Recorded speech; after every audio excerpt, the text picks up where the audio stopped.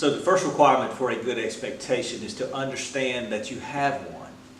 So many times we're expecting things from our family and from teams that we lead, and we're not even conscious, we're not even aware that we have them. So if we don't know that we have them, how can we expect anyone else to know about our expectations? So here's what I'd like to ask you to do. Think about the people that are in your life and begin to think about the expectations that you have on them. So the second requirement for a good expectation is this. We have to verbalize that expectation. We assume people know what we expect. I mean, come on, right? That thing, anybody should know to do that, but not necessarily. So we have to verbalize what we want. If we do not communicate, then we don't have an expectation, we've made an assumption.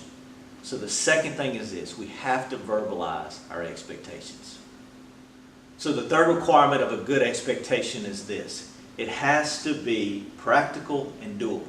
Sometimes we ask things of people and it's just unreasonable under the circumstances or the current situation.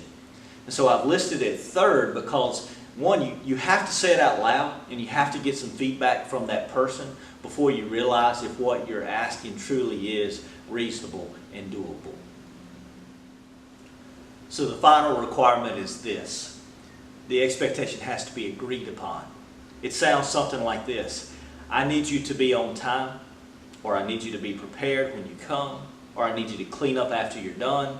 And that person hears what you've asked them to do is clearly reasonable, it's within their ability to do it, and they say, yes, I can be a part of this team. I can show up on time. I can be prepared. Yes, I'll clean up when I'm done, whatever it may be. But that's the key part. Once everything is done, that fourth step is critical. They have to agree.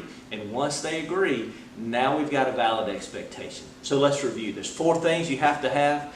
The first one is this. You have to know that you have an expectation. The second is you have to verbalize that expectation. The third is it has to be doable. It has to be practical. And then finally, they have to agree upon it. Once you have that, you're off to the races and you can hold people accountable. You can maintain a level of expectation. So here's what I want you to do. As a ministry leader, I'd like for you to look back at your ministry and begin to ask yourself, what are my expectations for this ministry? Begin to clarify what it is that you want to do and accomplish and what you need the people around you to know and do. So I want you to think back over your ministry one more time. And then I want you to see if what you're asking, is it practical, is it doable? I want you to have those conversations with your volunteers again if necessary. I know sometimes it can be frustrating, but have that conversation again with people and then get that nod from them. Yes, I understand what you're asking. Yes, I can do it. So I want you to begin to apply these to your ministry. I think you will be glad that you do.